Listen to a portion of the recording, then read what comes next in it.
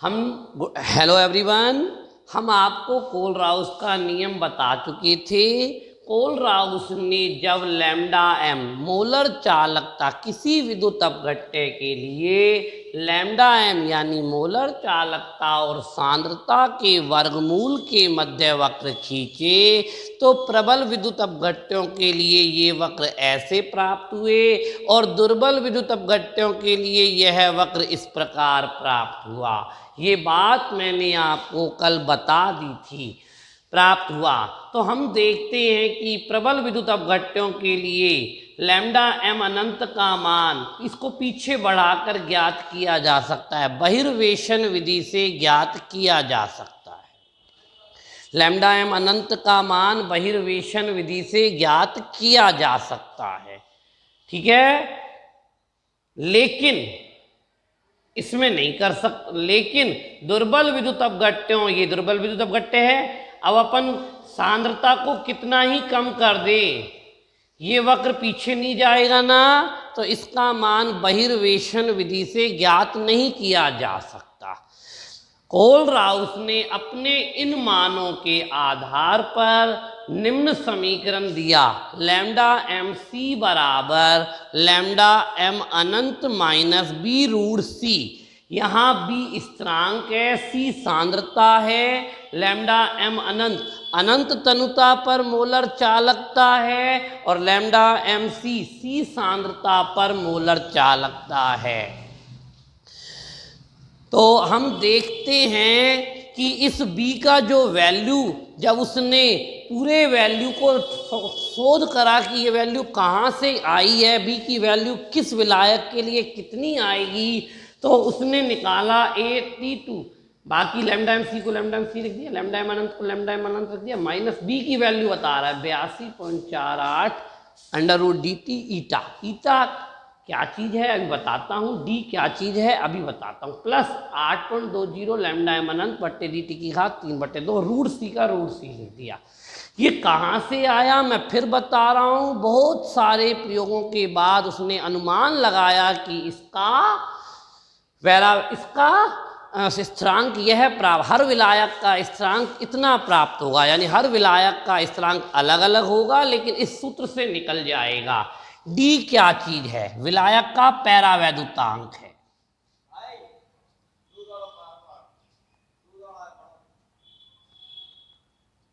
पैरावैद्युतांक, परावैद्युतांक भी कह देते हैं। ईटा विलायक की श्यानता है, श्यानता गुणांक, विलायक का श्यानता गुणांक है।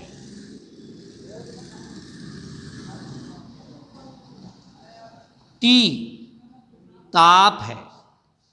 अच्छा, ये इतनी बड़ी वैल्यू को उसको सिर्फ ए भी कह सकते हैं, प्लस लैम्डा एम अनंत को छोड़कर जो बाकी की स्थिर वैल्यू है, स्थिर क्यों है, हर विलायक के लिए अलग अलग होगी, क्योंकि हर विलायक का डी फिक्स होता है, हर विलायक का टेम्परेचर जिस पर प्रयोग कर रहे हैं वो फिक्स होता है। तो अपन इतना भी कह सकते हैं, ज़्यादा जटिलता की जरूरत नहीं है इसमें। ये हमारा कोलराउस का नियम हो गया। कोलराउस के नियम के बाद मैं आपको एक बात बताता हूं।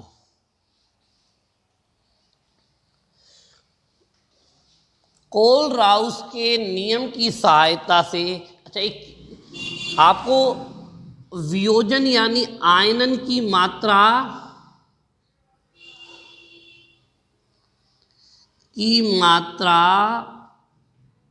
अल्फा का पता है क्या है,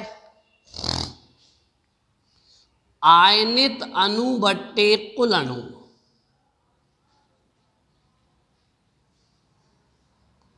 आयनित अणु बट्टे कुल अणु।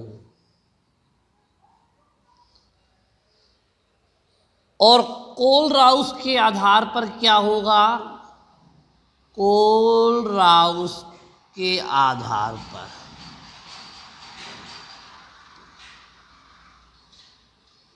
वियोजन की मात्रा अल्फा बराबर लैम्डा एम सी यानी सी सांद्रता पर मोलर चालकता, लैम्डा एम अनंत अनंत तनुता पर मोलर चालकता।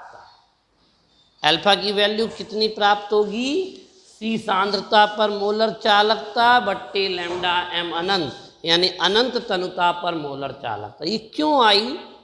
वैसे मैं आपको ये न्यूमेरिकल में भी काम आएगी, मैं थोड़ा समझाने की कोशिश करता हूँ। सी सांद्रता पर सारे अणु आयनित नहीं होते, लेकिन अनंत तनुता पर सारे अणु आयनित हो जाते हैं।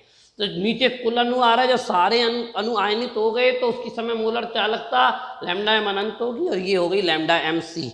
आयनन की मात्रा अल्फा होती है, आयनित अणु बट्टे कुल अणु होती हैं, और कोलराउस के नियम के आधार पर अल्फा बराबर लैम्डा एम सी बट्टे लैम्डा एम अनंत होता है। ये हमारा क्या हो गया? कोलराउस का नियम हो गया। कौन सा नियम हो गया? कोलराउस का नियम हो गया। कोलराउस के नियम पर आधारित एक बात और भी बता दी। अब मैं आपको कोलराउस का स्वतंत्र अभिगमन नियम बता रहा हूं। कोलराउस का स्वतंत्र अभिगमन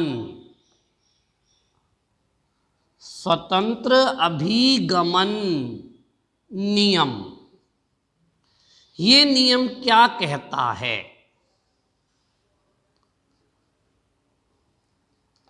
पहली बात तो यह नियम केवल प्रबल विद्युत अपघट्यों पर लागू होता है।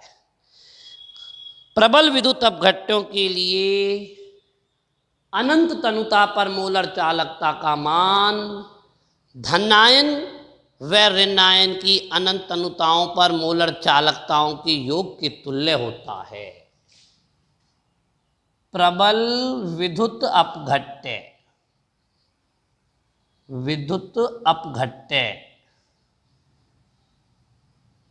के लिए अनंत तनुता पर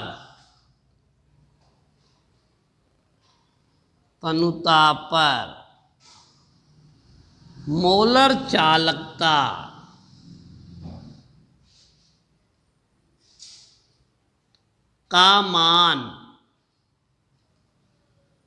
का मान धनायन व ऋणायन की अनंत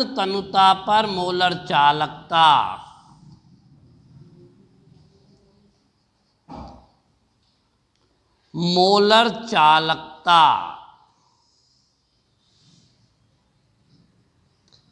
के योग के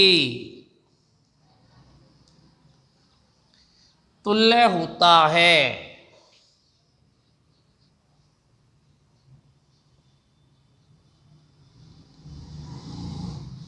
दोबारा सुनिए, प्रबल विद्युत अपघट्य के लिए अनंत तनुता पर मोलर चालकता का मान धनायन व ऋणायन की अनंत तनुता पर मोलर चालकता के योग के तुल्य होता है।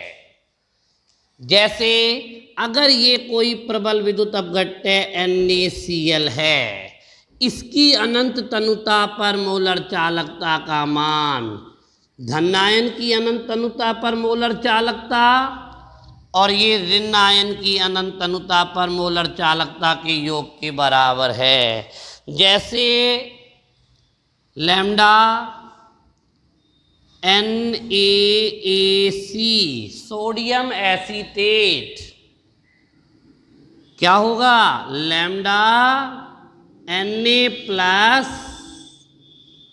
Lambda AC minus lambda Na2SO4 बराबर लैम्डा Na प्लस, क्योंकि दो Na प्लस है इसलिए दो लगाएंगे, लैम्डा SO4 माइनस 2 अनंत लैम्डा AlCl3 अनंत बराबर लैम्डा Al प्लस 3 अनंत प्लस लैम्डा Cl माइनस अनंत, कितने 3।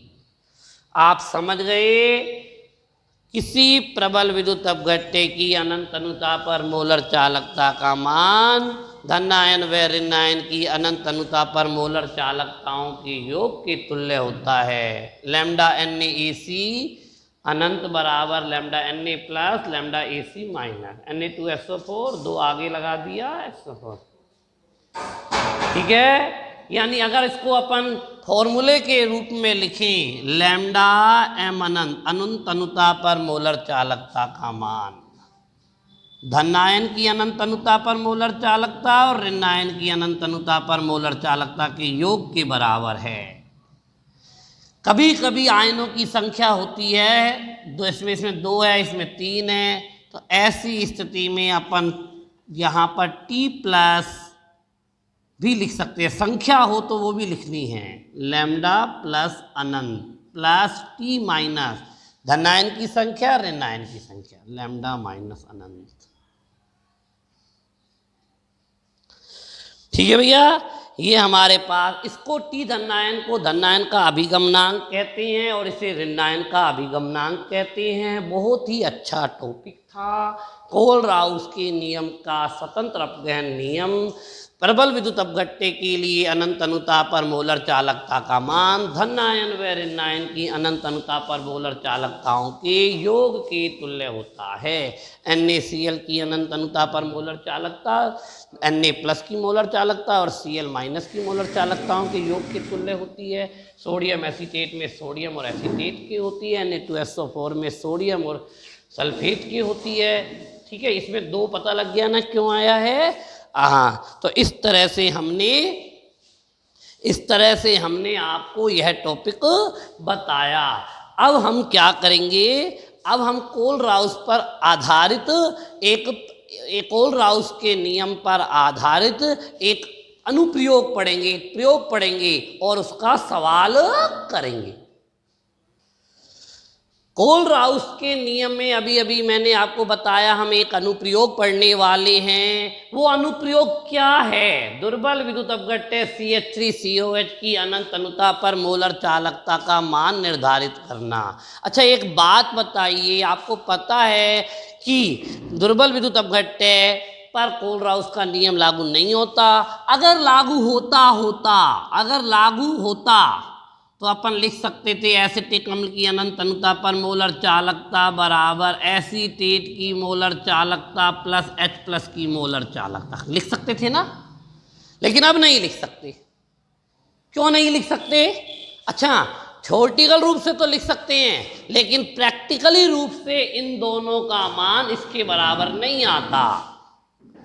मैं कहना चाहता हूं कि अनंत तनुता पर मोलर चालकता का मान निकालने के लिए, अनंत तनुता पर मोलर चालकता का मान निकालने के लिए दुर्बल विद्युत अपघट्य के लिए कुछ बड़ा करना पड़ेगा, कुछ प्रबल विद्युत अपघट्य लेने पड़ेंगे। अब मैं आपको बताता हूं, दुर्बल विद्युत अपघट्य CH3COH की अनंत तनुता पर मोलर चालकता का मान निकालने के लिए आपको प्रबल विद्युत अपघट्य एक तो ले लेना CH3COONA, एक ले लेना HCl, एक तो अपन ने Na एक्स्ट्रा ले लिया, एक Cl एक्स्ट्रा ले लिया, तो एक और ले लेना NaCl। लैम्डा CH3COOH थ्योरेटिकल रूप से lambda CH3COO minus plus lambda H plus के तुल्य है थ्योरेटिकल रूप से। CH3CONA किसके तुल्य होगा? Lambda CH3CO minus lambda Na plus lambda HCl, दूसरा विद्युत अपघट्य ले लिया, H plus lambda Cl minus, अब कौन सा लेना है? NaCl, lambda Na plus lambda Cl minus, समीकरण 1, समीकरण 2, समीकरण 3, समीकरण 4। समीकरण 1, 2, 3 और 4। मैं कुछ कहना चाहता हूं आपसे। देखिए, हमको दुर्बल विद्युत अपघट्य CH3COH की अनंत अनुता पर मोलर चालकता का मान निकालना था। उसके लिए हमने 3 प्रबल विद्युत अपघट्य लिए हैं, CH3CONa, HCl और NaCl। CH3CONa तो अपने तो का ये आ गया, HCl का ये आ गया, NaCl का ये आ गया। अब हमने NaCl एक्स्ट्रा ले लिया ना, इसीलिए घटाना पड़ेगा। समीकरण 2 + 3 - 4, 2 और 3 को जोड़ दो, lambda CH3COONa plus lambda HCl minus lambda NaCl बराबर lambda CH3COO minus lambda Na plus lambda H plus lambda Cl minus minus lambda Na plus minus Cl minus. देखो आ गई समझ में? 2 और 3 को जोड़ा, इन दोनों को जोड़ दिया, CH3CO minus Na plus H plus Cl minus, और माइनस में ये दोनों लिख दीजिए। Na प्लस से Na प्लस कट गया, Cl माइनस से Cl माइनस कट गया। कौन कौन रह गए? CH3CO माइनस और H प्लस। CH3CO माइनस और H प्लस मिलकर CH3COH हो गए कि नहीं हो गए? अर्थात लैम्डा